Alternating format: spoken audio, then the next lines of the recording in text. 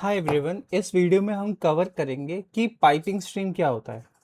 Piping stream में हम कैसे रीड स्ट्रीम को रीड का काम दे सकते हैं और राइट स्ट्रीम को राइट का काम दे सकते हैं। ये एक अलग तरीका है जिससे हम ये रीड राइट का ऑपरेशन एक साथ परफॉर्म कर सकते हैं। प्लस इसमें जो कोड होता है वो थोड़ा लेस हो जाता है। ठीक है, ऑल्टरनेटिव तरीका हमें मिल जाता है। ठीक है, तो बढ़िया है। तो हम इसको प्रैक्टिकली करके देखते हैं। ठीक है, हम पहले एक ट्रेडिशनल जिस तरीके से हम करते आ रहे थे वही एग्जांपल पहले देखेंगे, फिर इसके बाद पाइपिंग का यूज़ करेंगे। ठीक है, जैसे हमने यहाँ पे एफएस मॉड्यूल को इंपोर्ट किया। अब प्रोमिसेस वर्जन अभी हम यहाँ पर क्यों नहीं यूज़ कर रहे हैं, क्योंकि प्रोमिसेस वर्जन थोड़ा सा नेस्टेड लेवल का होता है। यहाँ पर अगर मैं रीड स्ट्रीम और राइट स्ट्रीम को क्रिएट करना चाहूँ तो मैं इजीली हमें क्रिएट रीड स्ट्रीम का ऑप्शन मिल जाता है, लेकिन वो चीज़ प्रोमिसेस में अभी अवेलेबल नहीं होती है। इसीलिए थोड़ा सा उसको नेस्टेड लेवल में सीखना पड़ता है। उसके लिए हमें एक फाइल ओपन करनी है पड़ती है पहले। तो वो चीज़ हम बाद के लिए रखते हैं, अभी के लिए हम प्रोमिसेस वाला वर्जन यूज़ नहीं करेंगे। ठीक है, तो चलो एक रीड स्ट्रीम को क्रिएट करते हैं, और रीड स्ट्रीम को क्रिएट करते वक्त यहाँ पर हम फाइल का पाथ देंगे which is your cas.txt file, जिस फाइल को हमें रीड करना है और दूसरी फाइल में उसके कंटेंट को राइट करना है।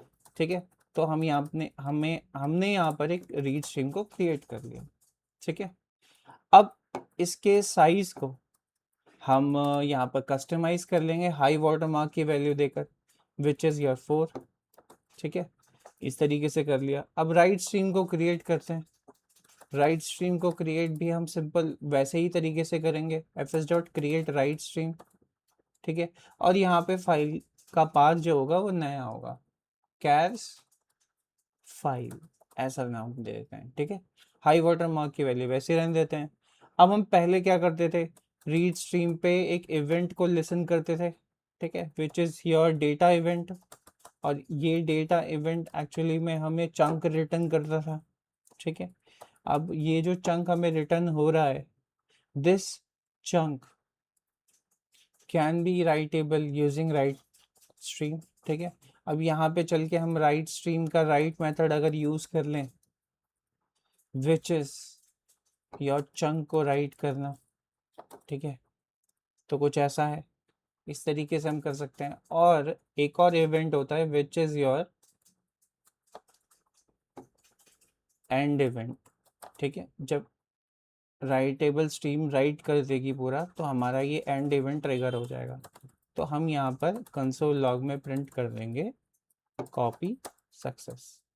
ठीक है, ये मैंने प्रिंट कर दिया। अब जैसे ही मैं यहाँ पे गया नोड index.js को टाइप किया, यू कैन सी हमारे पास यहाँ पे कैश फाइल डॉट टी बन के आ गई है, और यहाँ पे कॉपी सक्सेस भी आ गया, और ये बहुत ही फास्ट हुआ है। तो स्ट्रीम का यही एग्जांपल है कि वो रैम में हमारी मेमोरी रिसोर्स का यूज़ बहुत कम कर देती है, जिसकी वजह से ऑपरेशन बहुत ही फास्ट हो जाता है।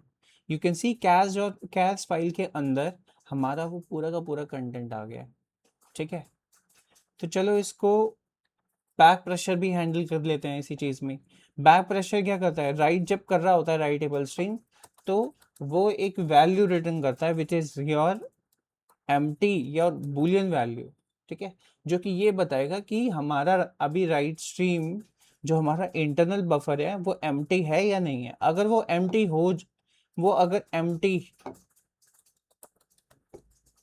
ठीक है, अगर वो एम्प्टी ट्रू हो जाता है, यानी कि एम्प्टी अब वो हो गया। ठीक है, इस एम्प्टी नॉट ऑपरेटर का यूज करके मैंने यहाँ पे लगा लिया। तो इस केस में मैं क्या करूँगा, इस केस में मैं रीड स्ट्रीम को ये बोल दूंगा कि आप पॉज हो जाओ। ठीक है, तो ये पॉज हो जाएगा। अब जैसे ये पॉज हो गया, तो अब किस तरीके से मैं अब राइटेबल स्ट्रीम को ये बताऊंगा कि रीड स्ट्रीम को रिज्यूम करो, क्योंकि मैं पूरी तरीके से एम्प्टी हो चुका हूँ। तो उसके लिए भी हमारे पास एक इवेंट होता है which is your drain event.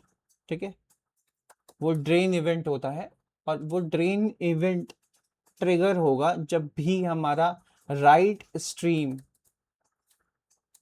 Right stream empty हो जाए। ठीक है, अब ये इवेंट ट्रिगर होगा और मैं यहाँ पे रीड स्ट्रीम को क्या कर दूंगा, रिज्यूम कर दूंगा। तो this is how we handle the back pressure as well. तो हमने यहाँ पे बैक प्रेशर को भी हैंडल कर लिया। अब इतना सारा तामझाम हम कर रहे हैं सिर्फ रीड और राइट ऑपरेशन को परफॉर्म करने में, राइट। अगर मैं यही सेम चीज़ अगर दोबारा करूँ नोड इंडेक्स डॉट जेएस, तो वही कॉपी सक्सेस होगी और यहाँ पे डेटा को राइट कर दिया जाएगा। ठीक है, यही सेम चीज़ होगी। लेकिन इस चीज़ को भी हम अवॉइड कर सकते हैं, यानी कि इस पूरी लाइन ऑफ स्टेटमेंट जो हमने यहाँ तक लिखी है, ये सारी की सारी स्टेटमेंट को हम अवॉइड कर सकते हैं एंड यूज कर सकते हैं पाइपिंग को। पाइपिंग का असली मोटिव यही होता है कि रीड स्ट्रीम से डेटा को रीड करना और राइट स्ट्रीम के हेल्प से डेटा को राइट करवाना। तो अब चलो हम इसको कमेंट आउट करते हैं और यहाँ पे रीड स्ट्रीम के अंदर पाइप मेथड का यूज होता है विच इज योर पाइपिंग। ठीक है, पाइप मेथड का यूज कर लिया। अब पाइप मेथड के अंदर हम राइटेबल स्ट्रीम को डेस्टिनेशन पास करते हैं which is your right stream. ठीक है, राइट स्ट्रीम।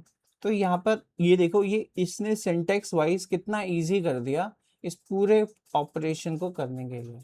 अब मैं पूरे ऑपरेशन में बैक प्रेशर को भी रख रहा हूँ, यानी कि ये बैक प्रेशर भी इंटरनली हैंडल करता है। तो चलो एक बार मैं कैस्ट फाइल को डिलीट कर देता हूँ और फिर उसके बाद दोबारा से इस चीज को देखता हूँ। और इसके साथ साथ चल टाइम मेजर भी कर लेंगे। और यहाँ पे राइट मैंने इंपोर्ट कर लिया, ये नहीं रहते, इसकी ज़रूरत नहीं है मुझे। ठीक है, और यहाँ पर हम टाइम को भी मेजर कर लेंगे। तो ये टाइम यहाँ पर आ जाएगा और यहाँ पर जब एंड होगा तो टाइम एंड मेजर हो जाएगा। ठीक है, तो इस तरीके से हम टाइम को भी मेजर कर सकते हैं। और पाइपिंग हमने यहाँ पर लगा ली है। तो चलो एक बार नोड इंडेक्स डॉट जेएस को रन करते हैं and you can see default time में कितना कम टाइम, 27 मिली सेकेंड में हमारा पूरा कंटेंट जो है वो लोड हो गया। ठीक है, तो this is how streams is fast. ठीक है, अब पाइपिंग यूज करना बहुत ही ज़्यादा इफेक्टिव होता है, क्योंकि हमें अगर इतने बड़े कोड को एक सिंगल लाइन में लिखना है तो दैट वुड बी इजी। ठीक है, so that's it for this video. Next video में हम पाइपिंग का ही ऑल्टरनेटिव तरीका देखेंगे कि पाइपिंग के अंदर भी एक लिमिटेशन होती है which is error handling. Piping हमारा कोई भी एरर रिटर्न नहीं करता है, यानी कि अगर रीड और राइट करते वक्त कोई भी दिक्कत आए तो वो नहीं कैच कर पाएगा। तो इसके लिए भी एक तरीका है, इसके लिए भी एक मेथड है जो कि हम नेक्स्ट वीडियो में डिस्कस करेंगे। तो स्टे ट्यून्ड।